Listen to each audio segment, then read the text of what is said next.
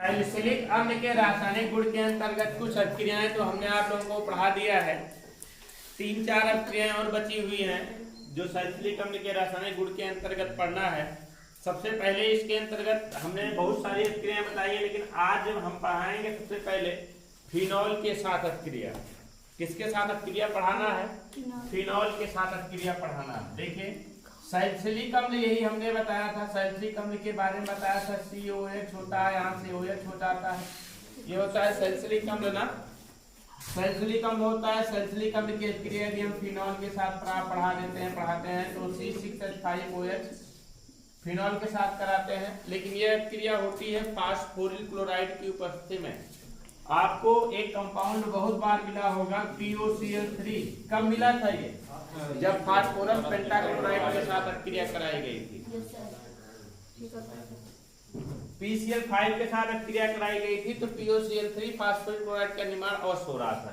तो इस फास्फोरिल क्लोराइड की उपस्थिति में सैलिसिलिक अम्ल की अभिक्रिया फिनॉल के साथ कराते हैं तो बन जाता है आपका फेनिल सैलिसिलेट। फेनिल सैलिसिलेट बनता है। किस तरीके से फेनिल सैलिसिलेट बनता है? यहाँ से निकल जाता है OH, यहाँ से निकल जाता है और H2O और फिनाक्सी समूह जा करके इसके साथ में जुड़ जाता है और इस तरीके से यौगिक प्राप्त होता है। देखिए यहाँ पर बनेगा COO C6H5 और बांड OH और प्लस क्या H2O। इसका नाम क्या है? हमने बताया फेनिल सैलिसिलेट। क्या बनता है?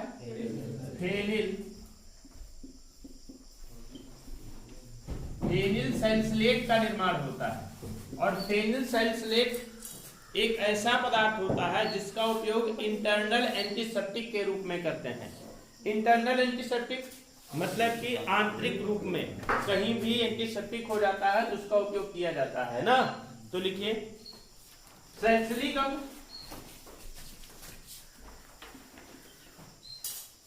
फास्फोरिल क्लोराइड की उपस्थिति में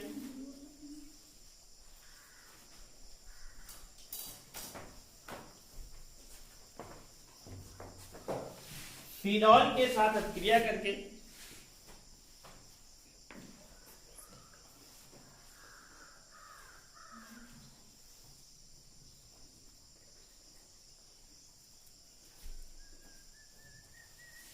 करके फेनिल सैलिसिलेट बनाता है।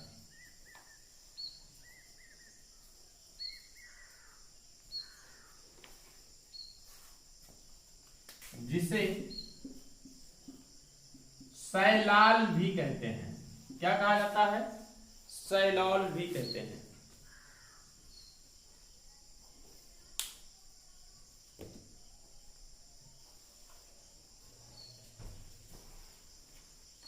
इसका उपयोग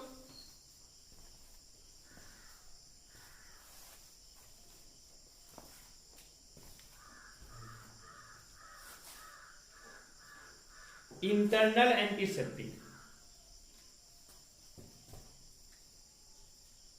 आंतरिक एंटीसेप्टिक के रूप में करते हैं।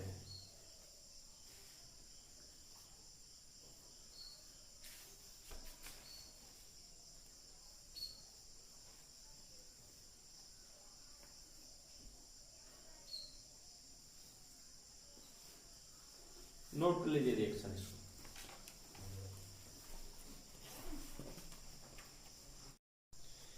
अगली रिएक्शन देखिए।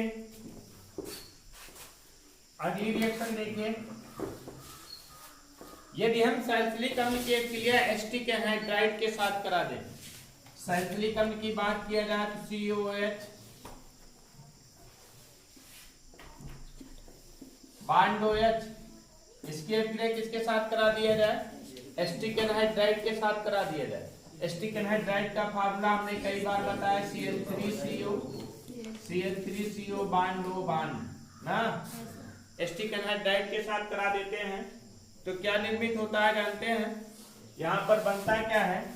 ये बन जाएगा आपका CH3COOH। देखिए CH3COOH ये बनेगा और बनेगा ये का क्या होगा, एस्टिल समूह जाकर के इसके साथ में जाकर के जुड़ जाएगा और प्राप्त हो जाएगा क्या, COOH बॉन्ड बनेगा क्या आपका OCO CH3 और प्लस क्या CH3COOH। बट यह क्रिया एसिटिक एसिड की उपस्थिति में होती है, CH3COH की उपस्थिति में होती है। ये जो बनता है इसे बोलते हैं एसिटिल सैलिसिलिक अम्ल। क्या नाम होता है इसका,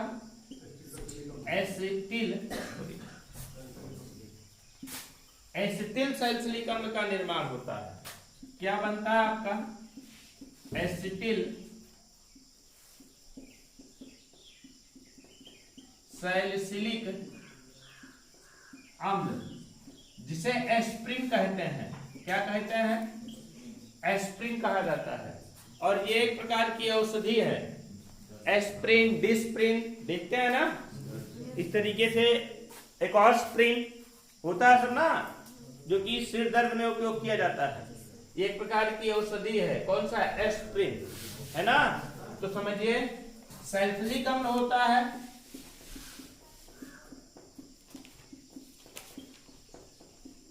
सैलिसिलिक अम्ल है। सैलिसिलिक अम्ल की एक क्रिया एसिटिक एनहाइड्राइड के साथ कराते हैं एसिटिक एसिड की उपस्थिति में, तो क्या निकलता है, सैलिसिल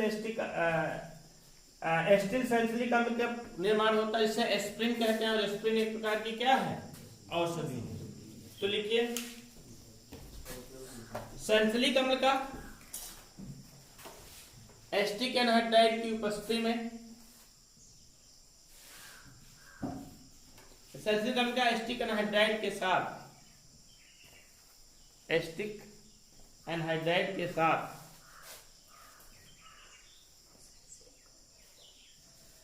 ग्लेशियल एसिटिक अम्ल की उपस्थिति में। अब बताइए एक नया एसिटिक अम्ल, नया क्या बताया गया है, कई बार बताया गया है, ग्लेशियल एसिटिक अम्ल किसे कहा जाता है, ग्लेशियल एसिटिक अम्ल किसे कहते हैं,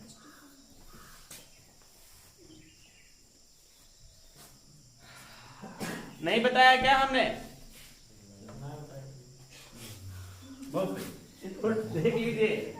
एसिटिक अम्ल की बात करते हैं तो CH3COH सामान्य ताप पर ये लिक्विड अवस्था में होता है, बट इसको हम जब 16.4 सेंटीग्रेड टेम्परेचर तक, 16.4 सेंटीग्रेड ताप तक ये ठंडा कर देते हैं, तो यही बन जाता है किसमें, सॉलिड में चेंज हो जाता है। और इसी क्या कहा जाता है, ग्लेशियल एसिटिक एसिड कहते हैं, ग्लेशियल एसिटिक एसिड कहा जाता है। समझ पा रहे ना, मतलब कि एसिटिक अम्ल को जब हम ठंडा कर देते हैं तो क्या हो जाता है, ये जम जाता है, और इसे क्या कहते हैं हम, ग्लेशियल एसिटिक अम्ल कहते हैं। तो लिखिए ग्लेशियल एसिटिक अम्ल की उपस्थिति में एसिटिल सैलिसिलिक अम्ल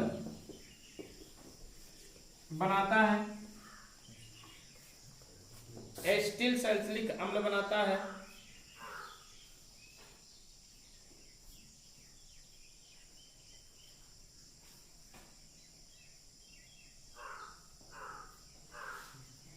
जिसे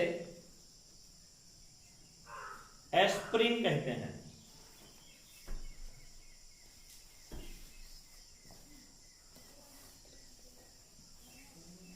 जिसे एस्प्रिन कहते हैं।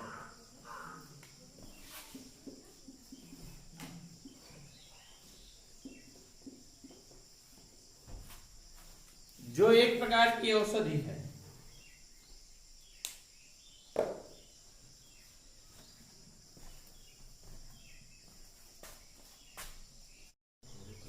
ये तो था सैलिसिलिक अम्ल के रासायनिक गुण, सामान्य गुण या रासायनिक गुण। अब पढ़ना है आप लोगों को सैलिसिलिक अम्ल के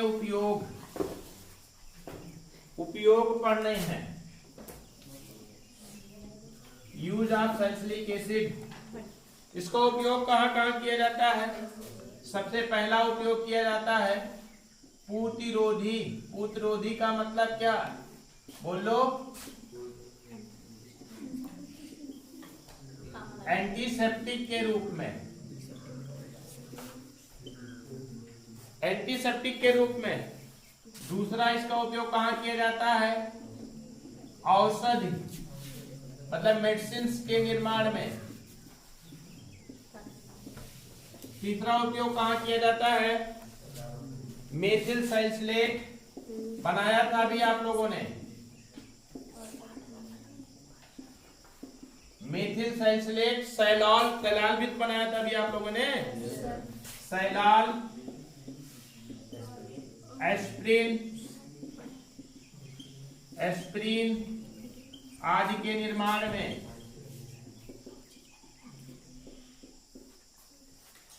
है ना। अगला सोडियम सैलिसिलेट बनाने में, पिक्रिक अम्ल बनाने में, इन सब जगहों उपयोग किया जाता है इसका। पिक्रिक अम्ल बनाने में। अगला सोडियम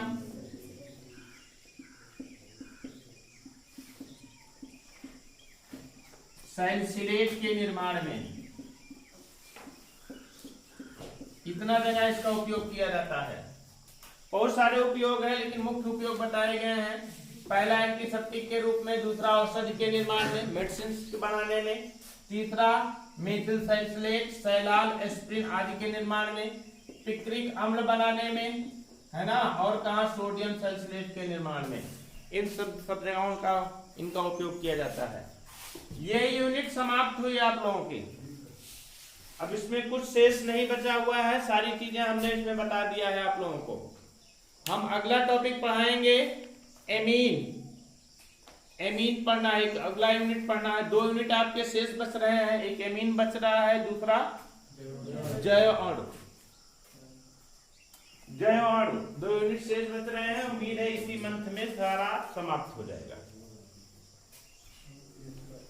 बाकी एमीन पढ़ाते हैं नेक्स्ट क्लास में।